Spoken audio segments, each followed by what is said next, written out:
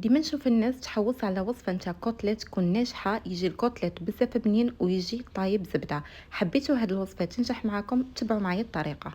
الكوتليت نحيت منهم الزوائد هذيك نتاع الشحمة، خرجتهم من الثلاجة وقت من قبل حوالي ساعة هكاك. حضرت لهم تتبيلة اللي هي فلفل عكري، قزبر، ثوم مرحي، شوية تاع فلفل اسود، شوية تاع اعشاب عطرية وملح.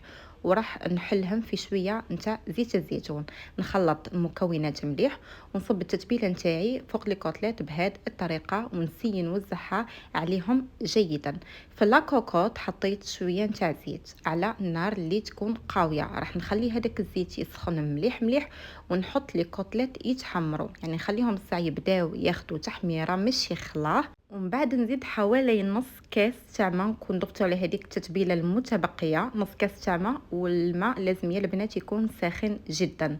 من بعد لما يبدا هذاك الماء يغلي نغلق لا كوكوط على نار تكون هاديه، نقص عليها خلاص ونخليها من 20 دقيقه الى 30 دقيقه على حسب يعني اللحم تاعكم اسكو عاصيه ولا يعني اللحم تاعكم اصلا طريه.